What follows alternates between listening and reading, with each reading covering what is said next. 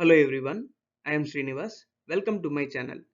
Guys ఈ వీడియోలో మనం కెమిస్ట్రీ నుంచి కెమికల్ ఈక్వేషన్స్ అనే లెసన్ని డిస్కస్ చేద్దాం. అండ్ యాక్చువల్లీ గైస్ ఆంధ్రాలో ఇది 9th క్లాస్ సిలబస్, సో అందువల్లే ఇంత లేట్ అయింది. అండ్ ఈ ఈ వీడియోలో ఏదైతే సిలబస్ని నేను తీసుకున్నానో ఆ సిలబస్ మీ సిలబస్ కంటే ఎక్కువైనా అయి ఉండొచ్చు, లేదంటే మీ సిలబస్లోంచి ఏమైనా టాపిక్స్ తీసేసైనా అయి ఉండొచ్చు. సో ఏ టాపిక్స్ ఉన్నవో, ఏ టాపిక్స్ మిస్ అయ్యావో వాటిని కామెంట్లో చెప్పండి. నేను వాటిని కవర్ చేస్తే ఇంకో వీడియో చేస్తాను. ఓకే గైస్, నా ఛానల్కి సబ్స్క్రైబ్ చేయండి, ఈ వీడియోని లైక్ చేయండి అండ్ అలాగే షేర్ చేయండి. న్యూ నోటిఫికేషన్స్ కోసం బెల్ ఐకాన్ని క్లిక్ చేయండి. So first of all changes అంటే ఏంటో చూద్దాం. సో ఏదైనా ఒక మెటీరియల్కి కానీ ఆర్ ఎనీథింగ్ దాని యొక్క బేసిక్ నేచర్ని మనం ఆల్టర్ చేస్తే దాన్ని చేంజెస్, ఒక చేంజ్కి గురి చేసామనేసి చెప్పుకోవచ్చు. సో బేసిక్గా చేంజెస్ అయితే టూ టైప్స్, అవి వచ్చేసి physical change and chemical change. So what is a physical change and what is a chemical change? కొన్ని రకాల చేంజెస్ మళ్ళీ తిరిగి ఒరిజినల్ స్టేట్కి వస్తాయి. అంటే ఏంటంటే, ఫర్ ఎగ్జాంపుల్ మనం ఒక క్యాండిల్ని వెలిగించాం, అలా వెలిగించిన కాసేపటికి ఆ వ్యాక్స్ అంతా లిక్విడ్ స్టేట్లోకి వస్తుంది. బట్ ఆ వ్యాక్స్ కూల్ అయితే మళ్ళీ సాలిడ్ స్టేట్లోకి తీసుకువెళ్ళొచ్చు. అండ్ అలాగనే వాటర్ని కూల్ చేస్తే ఐస్గా మారుతుంది, అండ్ ఐస్ని హీట్ చేస్తే వాటర్గా మారుతుంది. అంటే చేంజ్ అనేది టెంపరరీ, ఓకేనా? చేంజ్ ఎక్కువసేపు ఉండదు. అలాగా చేంజ్ అనేది టెంపరరీగా ఉండి ఆ సిస్టమ్ ఇనీషియల్ కండిషన్స్, అంటే చేంజ్కి ముందల ఏ విధంగా అయితే ఉందో అదే రకమైన ఇనీషియల్ కండిషన్స్కి మళ్ళీ ఆ బాడీని తీసుకురాగలిగితే అటువంటి చేంజెస్ని మనం ఫిజికల్ చేంజెస్ అనేసి చెప్పుకోవచ్చు. కానీ కొన్ని చేంజెస్ పర్మినెంట్, అంటే ఒక్కసారి చేంజ్కు గురైతే దాన్ని మనం తిరిగి తీసుకురాలేం. ఫర్ ఎగ్జాంపుల్ ఒక ఫైర్ క్రాకర్, ఒక బాంబుని వెలిగించాం, అది పేలిపోయింది. తరువాత మనం ఏం చేసినా సరే ఆ పేలిపోయిన పదార్థాలని కలిపి మళ్ళీ ఇంకో బాంబ్ లాగా చేయగలమా అంటే it is not possible. So there the change is permanent. Such permanent changes we may call as chemical changes. Okay, so temporary changes are physical changes and permanent changes are the chemical changes. And guys, మనము ఒక రియాక్షన్లో కలిపే మెటీరియల్స్ని are parent మెటీరియల్స్ని మనం reactants అనేసి అంటాం. And అలాగే అవి reaction జరపటం వల్ల వచ్చే రిజల్ట్స్, వాటిని మనం ప్రోడక్ట్స్ అనేసి అంటాం. సో రియాక్టెంట్స్ ఆర్ ప్రోడక్ట్స్, వీటి యొక్క ఫిజికల్ స్టేట్, అంటే వాటిని మనం ఏ స్టేట్లో తీసుకుంటున్నాం అనే దాన్ని మనం స్పెసిఫై చేయాలి. ఒకవేళ మనం సాలిడ్ మెటీరియల్స్ని తీసుకుంటున్నాం అనుకోండి, we need to represent it as S. So gaseous form you can represent it with the letter G. aqueous solution you can write AQ. So బేసిక్గా aqueous solution అంటే ఏంటంటే, సో సొల్యూషన్ అంటే మీకు తెలుసు కదా, సొల్యూట్ ప్లస్ సాల్వెంట్. సో ఏవైనా two థింగ్స్ని mix చేస్తే that actually we call it as a solution. So aqueous solution, so for example salt water. So సాల్ట్ని ఎవరిలో డిజాల్వ్ చేస్తున్నాం? వాటర్లో. సో ఆ విధంగా సొల్యూషన్ని ప్రిపేర్ చేసేటప్పుడు మీ సాల్వెంట్ వాటర్ అయితే such solutions you may call it as aqueous solution. Precipitate, so precipitate అంటే కొన్ని రియాక్షన్స్లో మనకి ఇన్సాల్యుబుల్ సాలిడ్స్ ఫామ్ అవుతాయి. Such insoluble solids that are formed we may call them as precipitate. అయితే ప్రిసిపిటేట్స్ని మనం డౌన్ యారో తోటి డినోట్ చేస్తాం. వెరీ ఇంపార్టెంట్, ప్రిసిపిటేట్ని మనం ఎలా డినోట్ చేయాలంటే down arrow. And gas liberated, ఒక గ్యాస్ లిబరేట్ అయింది అనేది మనము అప్పర్ యారో తోటి డినోట్ చేస్తాం. ఓకేనా? So it is simple. జనరల్గా గ్యాసెస్ రిలీజ్ అయితే అవి అట్మాస్ఫియర్లోకి మిక్స్ అవుతాయి కాబట్టి అవి పైకి వెళ్ళిపోతాయి. So that is why we're representing it with an upper arrow. And ఏవైనా ఇన్సాల్యుబుల్ సాలిడ్స్ ఉంటే వాటి మాస్ మూలన అవి ఏమవుతాయంటే వెళ్ళి బాటంలో డిపాజిట్ అయిపోతాయి. So those insoluble solids you may call them as precipitates. Okay, I hope you understand. So depending upon the skeletal structure of reactions, we are having four different types of the reactions. What are they? Combination reaction, decomposition reaction, displacement reaction, double displacement reaction. So let us understand them clearly. First one, combination reaction. Guys, usually మనకి రియాక్షన్లో, ఈక్వేషన్లో యారోకి left side ఉన్న వాటన్నిటిని కూడా మనం reactants అంటాం. ఓకేనా? So these are going to participate in a change or in a reaction. So ఇవన్నీ react అవ్వటం మూలాన మనకేమొస్తాయి అంటే ప్రోడక్ట్స్ వస్తాయి. The products are on the right hand side of the arrow. So యారోకి లెఫ్ట్ హ్యాండ్ సైడ్ ఏమో reactants ఉంటాయి, right hand side ఏమో ప్రోడక్ట్స్ ఉంటాయి. ఇప్పుడు నెంబర్ ఆఫ్ రియాక్టెంట్స్ కలిసి ఓన్లీ ఒకే ఒక సింగిల్ రియాక్టెంట్ని ప్రొడ్యూస్ చేస్తే, single product. So these are so many number of reactants and only one number of product, only one single product ఉంటే that you may call as combination reaction. Combine అంటే ఏంటి? అన్నీ కలిసిపోవటం. So there are so many reactants చాలా ఉన్నాయి, అన్నీ combine అయిపోయి only ఒకే ఒక సింగిల్ ప్రోడక్ట్ రావాలి. Then we may call the reaction as a combination reaction. Here you can see the example, carbon and oxygen both are reacting, and what is the result? It is carbon dioxide. So you can see how many number of reactants? There are 2 reactants but only one single product. So మీరు combination reaction ని ఎలా identify చేయాలి అంటే you need to have only one product, or right hand side you need to see only one product. Then such reactions you may call as combination reaction. Guys, ఈ మోడల్లో చాలా questions ఇంతకు ముందర వచ్చాయి. మనకి క్వశ్చన్లో ఒక రియాక్షన్ ఇస్తారు, ఆ reaction A type of reaction identify చేయమంటారు. కాంబినేషనా, డీకంపోజిషనా, డిస్ప్లేస్మెంటా, డబుల్ డిస్ప్లేస్మెంటా అనేసి.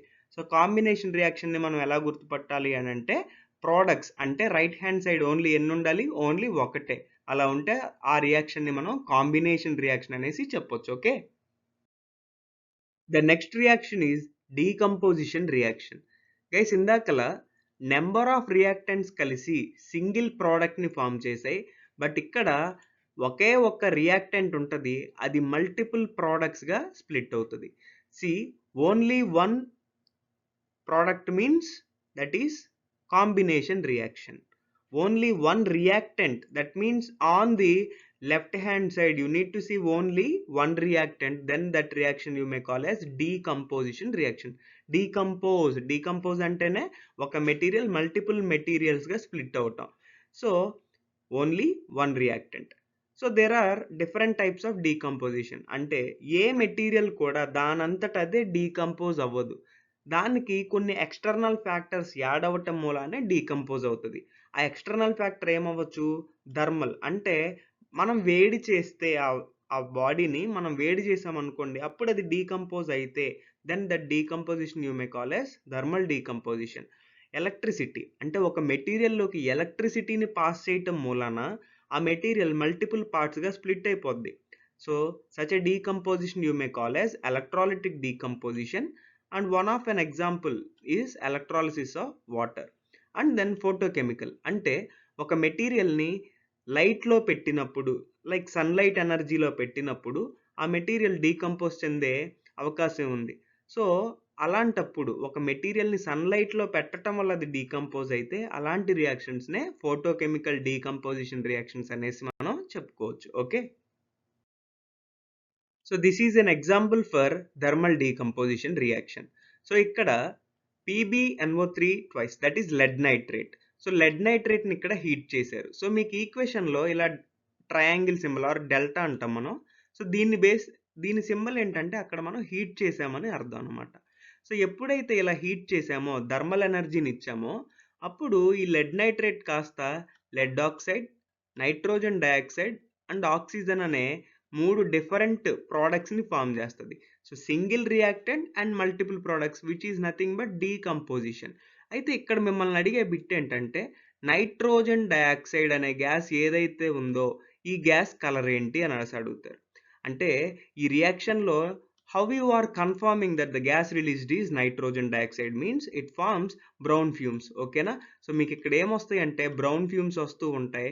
సో ఇక్కడ ఈ బ్రౌన్ ఫ్యూమ్స్ దేన్ని రిప్రజెంట్ చేస్తున్నాయి అని అంటే it represents the release of nitrogen dioxide gas. ఓకేనా? అండ్ ఆక్సిజన్ గ్యాస్ అన్నాం కాబట్టి జనరల్గా మనం ఆక్సిజన్ గ్యాస్కి టెస్ట్ ఏం చెప్తాం?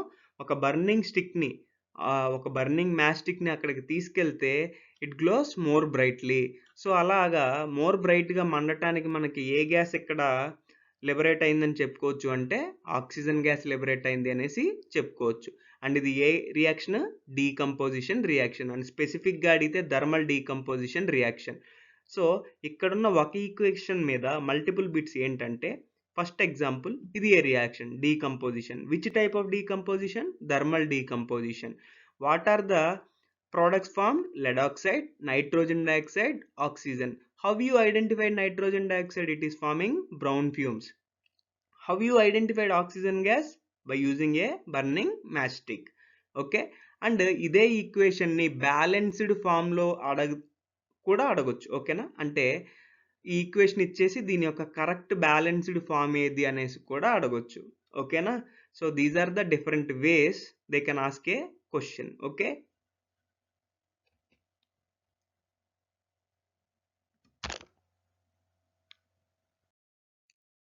the next type of decomposition is electrolytic decomposition. అంటే ఒక మెటీరియల్ లోకి ఎలక్ట్రిసిటీని పాస్ చేయటం మూలాన అది మల్టిపుల్ ప్రోడక్ట్స్గా స్ప్లిట్ అయితే, అంటే మల్టిపుల్ ప్రొడక్ట్స్ని ఫామ్ చేస్తే ఆ టైప్ ఆఫ్ డీకంపోజిషన్ని మనం ఎలక్ట్రోలైటిక్ డీకంపోజిషన్ అనొచ్చు.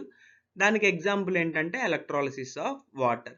అంటే ఏం లేదు, వాటర్లోకి మనం కరెంట్ని పాస్ చేసినప్పుడు ఆ వాటర్ నుంచి మనకి hydrogen gas, oxygen gas liberate అవుతాయి. అయితే దీని నుంచి మమ్మల్ని అడిగే మెయిన్ క్వశ్చన్స్ ఏంటో చూడండి. First of all, electrolysis of water ఏ టైప్ ఆఫ్ రియాక్షన్ అంటే decomposition reaction. The first important question is the electrolysis of water is decomposition reaction. So electrolysis of వాటర్లో మీకు ఏ గ్యాసెస్ వస్తాయి? మనకు రెండు గ్యాసెస్ వస్తాయి. అవేంటి? Hydrogen gas, oxygen gas. So ఎలక్ట్రాలిసిస్లో మనకి ఏ గ్యాస్ వస్తాయి? Hydrogen and oxygen. Hydrogen gas ఎక్కడ అక్యూములేట్ అవుతుంది అంటే యానోడ్ దగ్గర ఏ గ్యాస్? ఆక్సిజన్. సో ఇలా గుర్తుంచుకోండి. I have the diagram here. So మీకు యానోడ్ దగ్గర ఏ గ్యాస్ అండి? Oxygen gas. క్యాథోడ్ దగ్గర ఏ గ్యాస్ వస్తుంది? Hydrogen gas. సో మిమ్మల్ని అడుగుతారు, ఎలక్ట్రాలిసిస్ ఆఫ్ వాటర్లో యానోడ్ దగ్గర అక్యూములేట్ అయ్యే గ్యాస్ ఏది? Oxygen gas. క్యాథోడ్ దగ్గర అక్యూములేట్ అయ్యే గ్యాస్ ఏది? Hydrogen gas. ఓకేనా, నెక్స్ట్ ఇక్కడ దీన్ని చూడండి. 2 మాలిక్యూల్స్ ఆఫ్ వాటర్ తీసుకున్నారు. 2H2O. మనకి H2O అంటే వాటర్, ఒక వాటర్ మాలిక్యూల్. కానీ ఇక్కడ ఎన్ని వాటర్ మాలిక్యూల్స్ ఉన్నాయి? 2 వాటర్ మాలిక్యూల్స్ ఉన్నాయి. 2 వాటర్ మాలిక్యూల్స్కి ఎన్ని హైడ్రోజన్స్ వచ్చినాయి? 2 హైడ్రోజన్స్. ఎన్ని ఆక్సిజన్స్ వచ్చినాయి? 1 ఆక్సిజన్ వచ్చింది. చూడండి, అలా చూసుకున్నప్పుడు ఒక వాటర్ మాలిక్యూల్కి ఎన్ని వచ్చినట్టు? 1 హైడ్రోజను, హాఫ్ ఆక్సిజన్. అంటే హైడ్రోజను, ఆక్సిజను ఏ రేషియోలో ఉన్నాయి? 2 హైడ్రోజన్స్ వస్తే 1 ఆక్సిజన్ వస్తుంది మనకి ఈ రియాక్షన్లో. అర్థమవుతుందా? ఆక్సిజన్ హైడ్రోజన్ రేషియో అని అడిగితే 1:2, హైడ్రోజన్ ఆక్సిజన్ రేషియో అడిగితే 2:1. వాళ్ళు ఏది అడిగారో అది జాగ్రత్తగా చూడండి. క్వశ్చన్ ఎలా అడుగుతారంటే, ఎలక్ట్రాలిసిస్ రియాక్షన్లో హైడ్రోజన్ ఆక్సిజన్ రేషియో ఎంత? హైడ్రోజన్ అయితే 2, ఆక్సిజన్ అయితే 1. So 2:1 ratio. అదే ఆక్సిజన్ హైడ్రోజన్ రేషియో అంటే మీరు ఏం రాయాలి? 1:2. యానోడ్ దగ్గర ఏ గ్యాస్ లిబరేట్ అవుతుంది? ఆక్సిజన్. క్యాథోడ్ దగ్గర ఏ గ్యాస్ లిబరేట్ అవుతుంది? Hydrogen.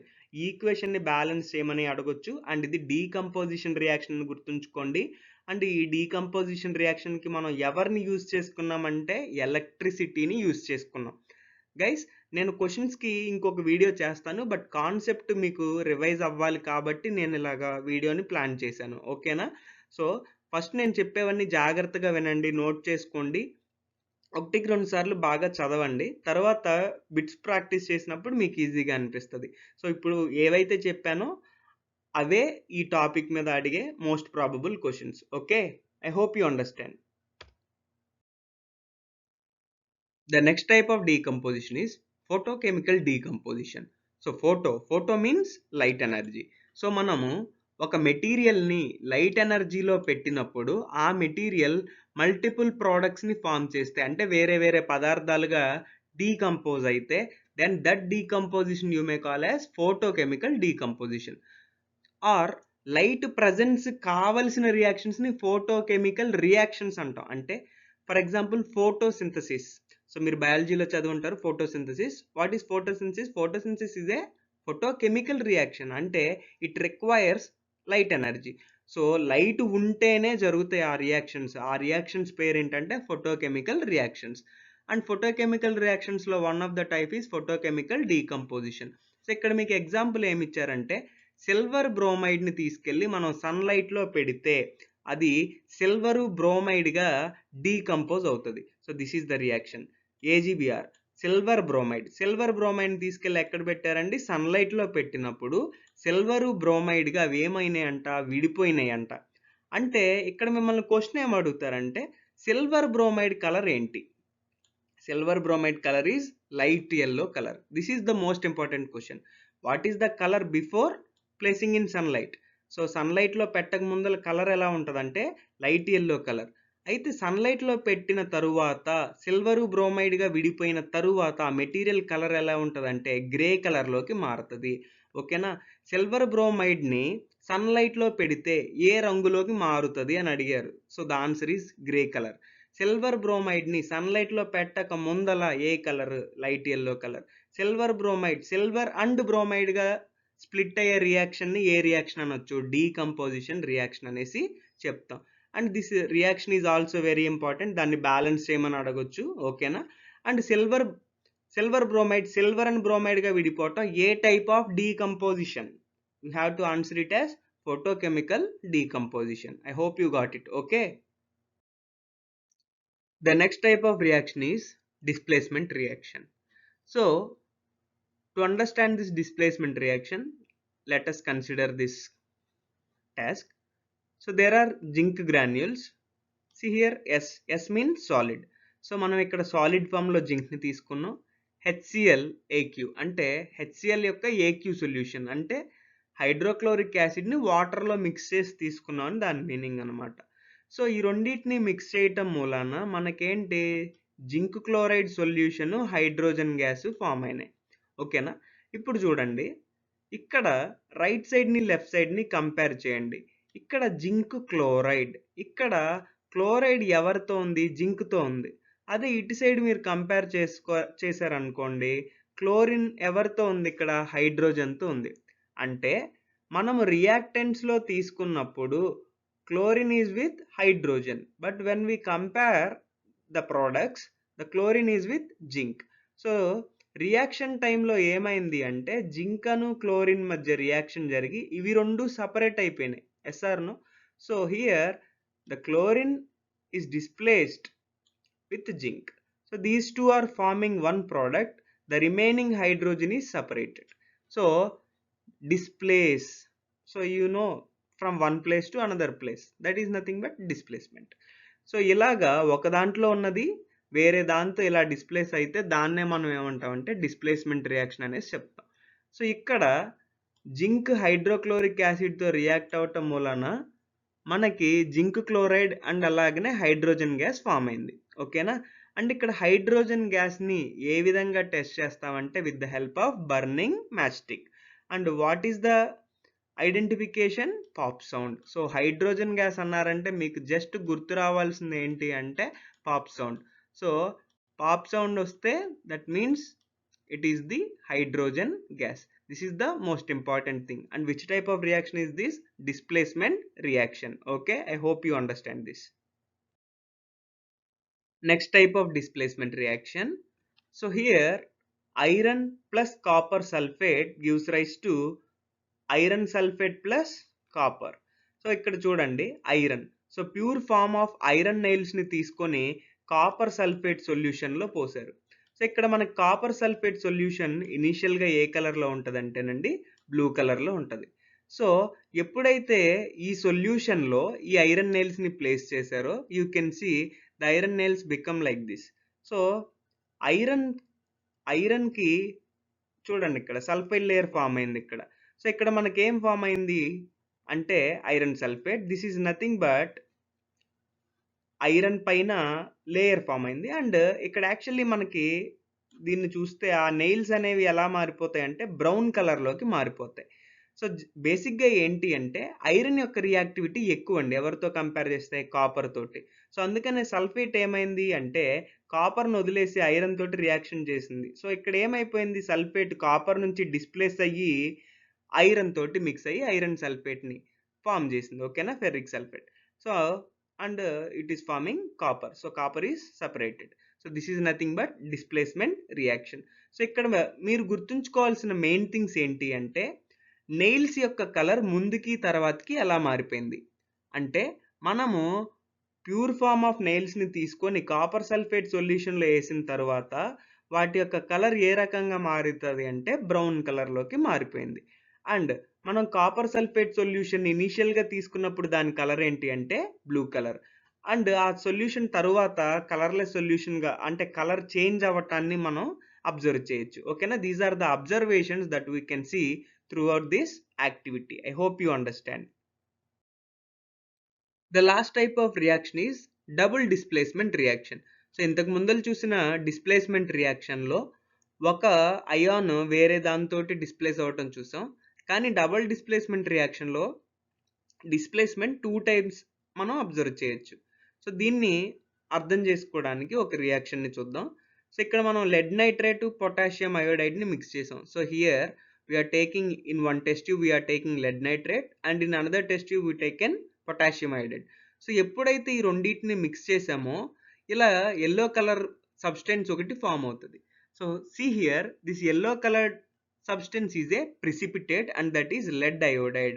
So this is a precipitate and you can represent a down arrow here. Already చెప్పుకున్నాం కదా ప్రిసిపిటేట్ని డౌన్ యారో తోటి రిప్రజెంట్ చేస్తాం. So here this is very important bit, that is what is the precipitate. Lead నైట్రేట్ని potassium అయోడైడ్ని mix చేసినప్పుడు అంటే a precipitate form అయింది. ప్రిసిపిటేట్ వచ్చేసి లెడ్ అయోడైడ్. ఈ యొక్క కలర్ ఏంటి? Yellow colour. ఈ రియాక్షన్ పేరేంటి? Double displacement reaction. అండ్ ఈ టైప్ ఆఫ్ రియాక్షన్స్కి ఇంకో పేరేంటంటే ప్రిసిపిటేట్ రియాక్షన్. ఏ రియాక్షన్లో అయితే ప్రిసిపిటేట్ ఫామ్ అవుతుందో ఆ రియాక్షన్స్నే మనం ప్రిసిపిటేట్ రియాక్షన్స్ అని కూడా అంటాం. And it is also forming the potassium nitrate. See you can observe here we're having lead and here we are having iodine. Lead and iodine, these together form lead iodide. And ikkadunna potassium, ikkadunna nitrate. These two are forming potassium nitrate. So how many displacements you can see? 2 displacements. That is the reason why we call it as double displacement reaction. So I hope you understand how to identify the reaction is of which type of reaction.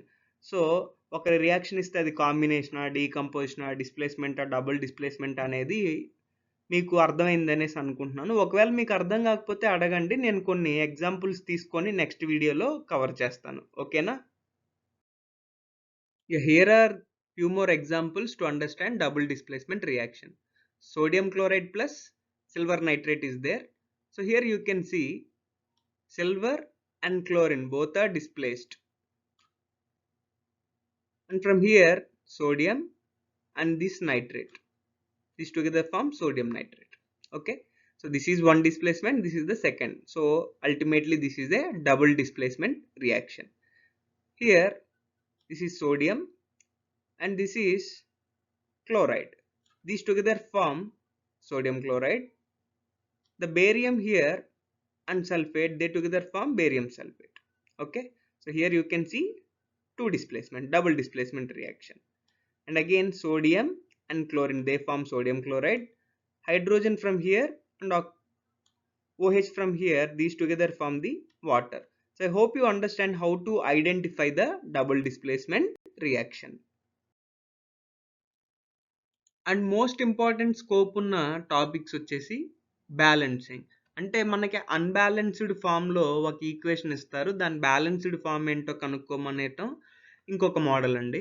అయితే balancing అంటే ఏంటంటే మనకి left side ఎన్నైతే atoms ఉంటాయో ఒక్కొక్క ఎలిమెంట్వి, right side కూడా అన్నే atoms ఉండాలి ఈచ్ ఎలిమెంట్కి కూడా. So this is a conservation. Okay, మనం ఎంత తీసుకున్నామో అంతే వస్తుంది. So this is a conservation principle. Okay, so ఇక్కడ మాస్ కన్జర్వేషన్ ప్రిన్సిపల్ని మనం సాటిస్ఫై చేస్తూ రైట్ సైడ్ ఎన్ని యాటమ్స్ ఉన్నాయి, లేదు రైట్ సైడ్ ఎన్ని మాలిక్యూల్స్ ఉన్నాయి, లెఫ్ట్ సైడ్ అన్నీ వచ్చినాయా లేదా అనేసి మనం దాన్ని ఏం చేస్తున్నాం అంటే బ్యాలెన్సింగ్ అనేది చేస్తున్నాం. సో ఇక్కడ ఒక ఎగ్జాంపుల్ చూడండి. So hydrogen H2 plus oxygen O2 gives rise to H2O అనేసి ఇచ్చారు. సో ఇక్కడ మీరు లెఫ్ట్ సైడ్ చూస్తే H2. So how many hydrogens are there? 2 hydrogens are there. O2, how many oxygens are there? There are 2 oxygens. If you compare in the right side, H2, how many are there? 2 H'లు ఉన్నాయి. But how many oxygens are there? Only ఒక ఆక్సిజనే ఉంది. మనము 2 oxygens తీసుకున్నాం, కానీ ఎన్ని వచ్చినాయి? ఒక oxygen వచ్చింది. అంటే ఏమైనాయి? తగ్గినాయి. సో ఇలా తగ్గినప్పుడు ఎటు తగ్గిందండి? ఇట. సో ఇటు సైడ్ తగ్గింది కాబట్టి మనం ఏం చేయాలి అంటే ఒక నెంబర్ని ఇక్కడ ప్లేస్ చేయండి. సో ఇక్కడ ఆల్రెడీ 1 ఉంది, ఫ్రంట్నే యాడ్ చేయాలి. ఇక్కడ ఆల్రెడీ 1 ఉంది కాబట్టి నౌ ఐఎమ్ ప్లేసింగ్ 2 హియర్. ఇలా 2 పెట్టడం వల్ల ఏం చేంజెస్ జరిగినాయో చూడండి. సో 2 మనం ఎట్ సైడ్ పెట్టాం? రైట్ సైడ్, కాబట్టి చేంజ్ అనేది ఓన్లీ రైట్ సైడ్ జరిగింది. ఎన్ని చూడండి, 2 2s are how many? 4 hydrogens వచ్చినాయి. ఇక్కడ ఏం లేదు కాబట్టి 1 ఉన్నట్టండి. 1 2s are 2 ఆక్సిజన్స్. సో మనము 2 హైడ్రోజన్స్ తీసుకున్నాం, 2 ఆక్సిజన్స్ తీసుకున్నాం. But now in the product side we're having 4 hydrogens, 2 oxygens. 2 oxygen okay, but మనం 2 హైడ్రోజన్స్ తీసుకుంటే 4 హైడ్రోజన్స్ ఎలా వస్తాయి? రావు. అంటే ఇప్పుడు ఎటు సైడ్ తగ్గింది అంటే రియాక్టెంట్ సైడ్ తగ్గింది. సో రియాక్టెంట్ సైడ్ ఇప్పుడు 2H4 అవ్వాలి. సో నేనేం చేస్తున్నానంటే ఇక్కడ ఆల్రెడీ 1 ఉంది, now I am placing 2 here. If you can see here 2 2s are 4H and 2 oxygens. Now you can see on the left side we took 4 hydrogens. Right side products lo manaki enni vachinayi? 4 hydrogens. And reactant side 2 oxygens, products also 2 oxygens. And now this equation is said to be balanced. So what is the final balanced equation? That is 2H2 plus O2 gives rise to 2H2O. I hope you understand this balancing. This method you may call it as trial and error method. So మనం ఒక trial వేస్తున్నాం, ఎర్రర్ని బట్టి next trial వేస్తూ ఉంటాం. So this method you may call as trial and error method. And what we did now is actually we call it as balancing. And ఇక్కడ మనం actually ఏం చేసామంటే మనం తీసుకున్న రియాక్టెంట్స్లో ఎన్నైతే ఆటమ్స్ ఉన్నాయో అవి ప్రోడక్ట్ సైడ్ రిఫ్లెక్ట్ అవుతున్నాయా లేదా అనేసి మనం ఇక్కడ వెరిఫై చేయటం అయితే జరుగుతుంది. ఓకేనా? అండ్ ఇక్కడ ఏ ప్రిన్సిపల్ని సాటిస్ఫై చేస్తున్నాం? మాస్ కన్జర్వేషన్ ప్రిన్సిపల్ని మనం సాటిస్ఫై చేస్తున్నాం. Okay, I hope you understand. So this is another example for balancing. So first of all, list out all the atoms. Here we have carbon, hydrogen and oxygen. This is for left side, and right side also we are having carbon, hydrogen, oxygen. How many are there? Here you can see C3. So there are 3 carbons, H8. So 8 hydrogens unnai. O2 ante enni unnayandi? 2 oxygens. And if you check on the right side, C ఉంది. ఇక్కడ 1 ఇక్కడ 1 అనుకుంటే 1 1s are 1. Only ఒక carbon వచ్చింది. ఇక్కడ 2 oxygens, ఇక్కడ ఒక oxygen ఉంది. So total 3 oxygens, 2 hydrogens H2 రెండు ఉన్నాయి. సో 3 కార్బన్స్ తీసుకుంటే ఒకటే వచ్చింది. 8 హైడ్రోజన్స్ తీసుకుంటే ఓన్లీ 2 వచ్చినాయి. 2 ఆక్సిజన్స్ తీసుకుంటే 3 ఆక్సిజన్స్ వచ్చినాయి. సో ఆక్సిజన్స్ ఏమో ఎక్కువ ఉన్నాయి, మిగతావేమో తక్కువ ఉన్నాయి. సో ఇప్పుడు ఫస్ట్ ఆఫ్ ఆల్ కార్బన్స్ 3 ఉన్నాయి. సో ఇక్కడ 1 ఉంది. సో మనము 1ని 3 చేయాలి. ఏం చేయొచ్చు? 1 3 అవ్వాలంటే 3తో మల్టిప్లై చేస్తాం, అంతే కదా. సో ఇక్కడ కార్బన్ ఎక్కడుంది? ఎట్ సైడ్ తగ్గింది? మనకి రైట్ సైడ్ తగ్గింది. సో ఎక్కడ తగ్గిందో అక్కడ నేను 3 పెడుతున్నాను చూడండి. సో ఇలా 3 పెట్టడం మూలన ఇక్కడ పెట్టాం కాబట్టి there are some changes. What are they? 1 3s are 3. So 3 carbons. Because of this 3, oxygen number has changed now. 2 3s are 6 plus 1. So how many oxygens now? 7 oxygens. What about hydrogens? 2. Okay. Now carbon 3. Here also carbon 3. Okay. But here how many hydrogens? There are total 8. But here only there are 7. Sorry, 2. ఇక్కడ oxygens 2, ఇక్కడ oxygens ఎన్ని అయినాయండి? 7 అయినాయి. So next హైడ్రోజన్స్ని balance చేద్దాం. ఇక్కడ hydrogens 8 తీసుకుంటే 2 వచ్చినాయి. So 2 can be made 8 by multiplying it with 4. So where is hydrogen? Here is hydrogen. So I'm placing 4 here. So because of this 2 4s are 8. 4 plus 6. Okay.